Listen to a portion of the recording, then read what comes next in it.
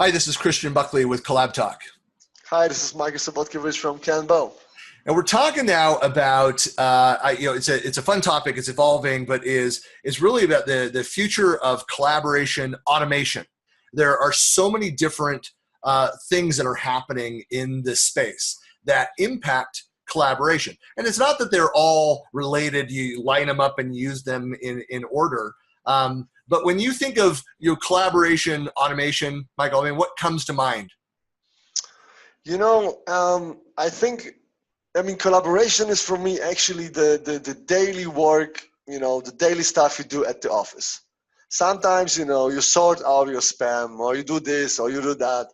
And of course you have to chat, you answer, but as you realize that you do the stuff all and over again, why not have those little, automated tweaks, here one, there one, whenever a mails come from there, and do this. And having a tool that is so easy to do and to understand, it's taking away those monkey tasks from you. That's for example, something that is this automation of collaboration. That's right. Yeah, those repeatable, monotonous tasks, the things you're repeating, going and doing. But it's. I mean, you have other things. I think of different ways, kind of in the sphere of automation. So you have, I mean, you mentioned some of the artificial intelligence kind of capabilities that you can go and do, so that the system is intelligent and recognizes some of those patterns, some of those tasks, and then maybe comes back, either does things automatically or suggests them. It's like having like creating a bot in a system to recognize that, hey, you and I are having a chat, and it recognizes, hey, Michael just asked you, Christian, to go and set up a meeting to discuss this topic. The bot is intelligent enough to go and look at, say, hey, this was a request for a meeting around this topic, and puts it together. So do you want me to find a schedule and suggest times? It can go and do that without me having to go over to Exchange. If we have a shared calendar, if it's federated, to find the right time, or more often than not, me sending you an email with a suggested time, you look at it against your calendar.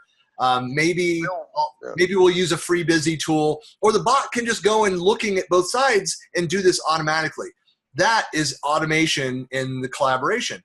Then you have some of the intentional automation, like going and building a workflow, going and setting up automatic like confirmation messages that tasks have been completed. Even integrating, like you leveraging Cortana, so I don't even have to type it in, that request. I could say, hey, it's going to open up on my computer now here, but hey, Cortana, hello, she's popped up on my other screen here. But go and create this task and assign it to Michael, and open it up and create a card for it within KanBo, within the project management tool. Yeah. If we go into this direction, so I think a lot of companies, and also us, were creating the bot was something like an assistant. So it was a great value. That's intentionally that you say, create a task or do this and do that. And actually, we found out that doing it with the mouse, it was in some cases much faster because you're not actually talking, you're writing. So if you make a spell mistake and so on, and then it doesn't work, and then you could create actually 5 things like that with the mouse, and you're not creating one when you're writing it. So I think, going with the bots and with this kind of automation, going to this direction of, I always call him like Mr. Spock, like tapping on the communicator up on your shirt, like hey, Cortana, go create this for me and translate it from German to English. Thank you. Yeah. But I mean, for a human being, like for example, like tell me the most critical task, or the most critical thing that will happen next week. I mean, for a human being, it's a very easy question. But I mean, try now to transform it in bits and bytes. Like, find this out. I mean, you'll be clicking and doing a report 3 hours. Right. And this bot with this computation power and with this, let's say, business value algorithms will tell you like it this and this, or maybe if it comes through persons, then it's this, and if it comes through due dates, it's this. I mean, and this gives you back this information, and you get it within 3 seconds. Right. This kind of bots, this is a real value to us. Like this will really speed up. It will not take away decision making, but it will deliver the information that is very complex to compute within seconds, and then you can make more wise decision and much faster. And this is what I see bots will kick the business. Right. I agreed. I mean, it's things like being able to go and say like, hey, when's the next 2-hour window when Michael and I can go through and do strategic planning? And it would come back with those, looking at our schedules, find that availability. I don't have to spend time doing that. Or I could say something like, hey, who are the top 3 experts on this topic within our organization? And it go and look at, based on content creation, social interaction, all those kinds of things, the people around that topic, and be able to pull back that data. Or, share with me the what is the financial information for this period of time. So those are all things which can be enabled through that bot capability, which becomes more powerful the more connectors you have in the system. So Microsoft Teams has this concept of connectors, where you can take these disparate tools, these third parties. Like I could have my ERP, for example, have a connector into Teams, and it allows for that two-way visibility, transparency into that system. So it's not just a browser window open, but it's disconnected from everything else in the system. The connector means that there is this communication capability. Through those APIs, it can leverage certain things.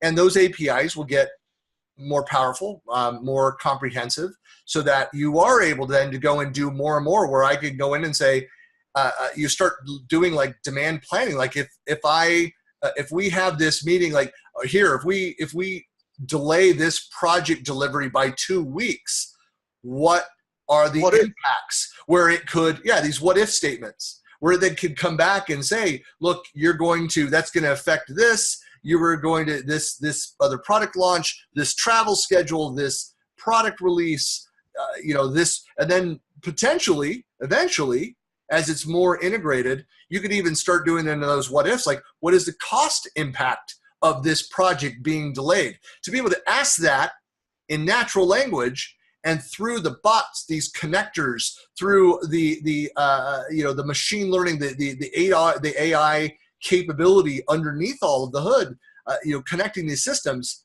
intelligent go pull this data without me having to go build the Power BI report, slice and dice the data to come up with that answer. Exactly. And now look, and the competition is doing that still in Excel. So look how fast and how better you are as the competition just by technology. I mean, they're thinking in the same way, but they're still using the hammer, and you are using this new set of tools. And I mean, it will not take away your thinking, but it will give you the bike, and they are still going on feet. And that's what the technology is about. And so this collaboration with all its automation, it's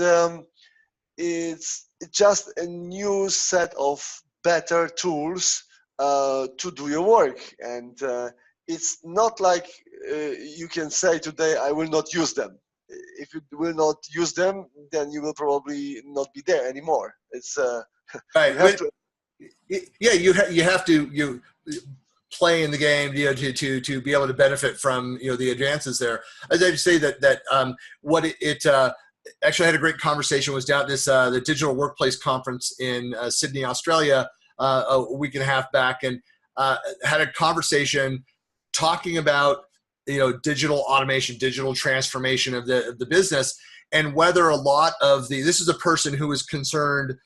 They were like a library sciences background. Their world was taxonomy, metadata around knowledge management systems, and the SharePoint side of that, and was concerned whether does her job go away with all this automation and said, well, look, there's more and more that will be automated so that our activities, the fact that we're having this conversation, will be time-stamped. It'll automatically, if we set it up thus, it'll save. It'll have a record, a digital footprint of the two of us. We're in this, recording this webinar, this video for 25 minutes on this date, on these topics. It'll pull out the metadata based on our conversation, do some of the translation services.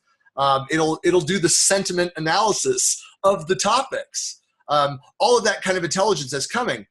But you will still need to have people that understand whether are those the right tags. What is the structured taxonomy?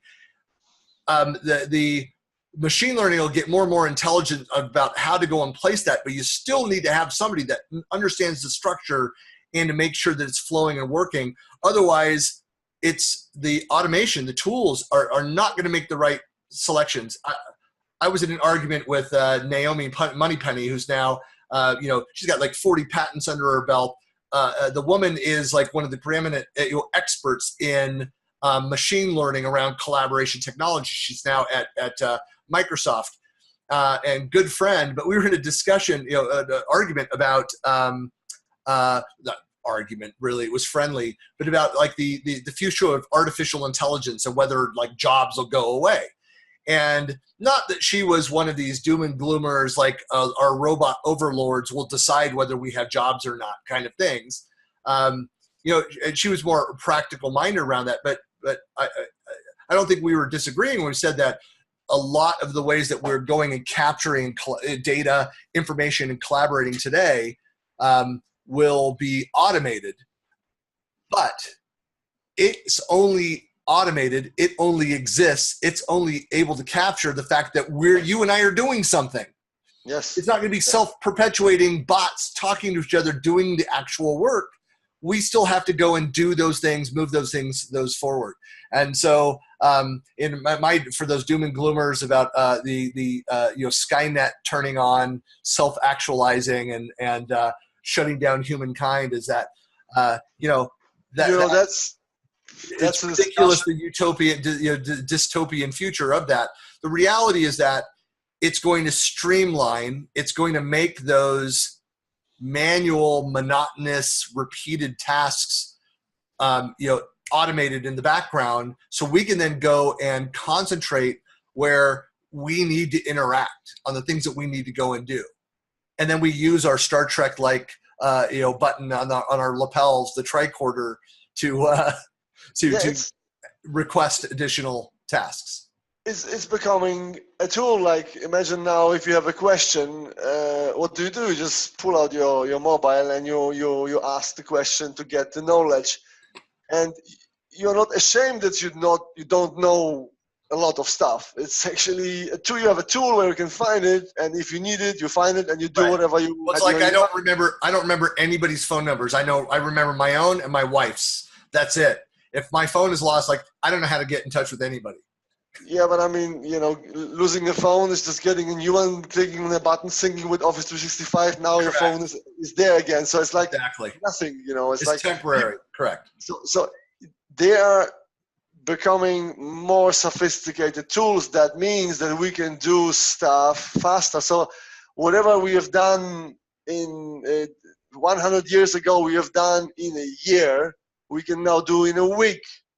So that's basically what automation will be in future. It's going to allow us to perform faster and to do more. Whether it's good or not, that's a different topic. But it will be much more sophisticated tools. And collaboration is actually, for me, it's the normal work that you do when you go to work. It's actually collaboration. Right. You write messages to phone, you communicate with others. Now you will be having better tools for that. And I think the better tools too. We're going to be the future of automation means that we're going to be talking less about the back end technology and keeping those like servers running, the infrastructure aspect of it. We don't care. We know that we have these needs. We can focus on the business need and going and getting the work actually done.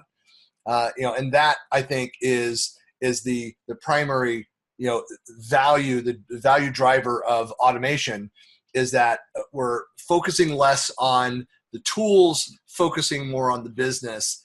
That is why this is so exciting, seeing these developments, in my view. Yeah, it's all about the value. It's less and less about technology. So if you have a good idea and if you can think logically, there's no more this, because I don't know the technology, I will be disabled and I cannot do what I want to do. Less and less. It's more about the idea. It's more about the value. It's more about people that want to move and do something, and less about people that are just, I am an expert in this field and that's why I can do it. Right. That's what automation will do eventually. And of course, some people are scared because they maybe don't have this drive, and the others that are basically were waiting for those tools, they will be happy. I mean, but it was like this since ever. Exactly. There's always going to be those. That's why you have that adoption cycle, and you have those that are excited about the things and help explain how it provides value to, as you get down to the mainstream and back to the laggards that will always have fear for what is new. But I think by the time we're explaining something that's still, very forward-looking, futuristic to some people. The reality is it's happening. It's being shaped now.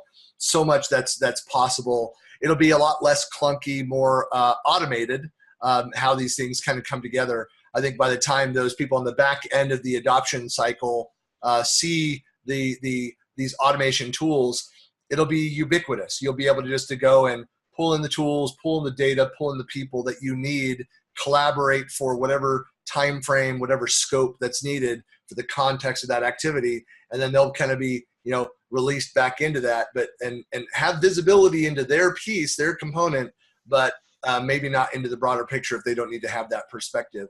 So very, very exciting times. And Michael, thanks a lot for your time on this topic, and I know that we'll be talking a lot more about the specific automation technologies that are out there and the relation to what you're doing with KanBo. But thanks a lot for your time today. Yeah, thanks a lot. Bye-bye.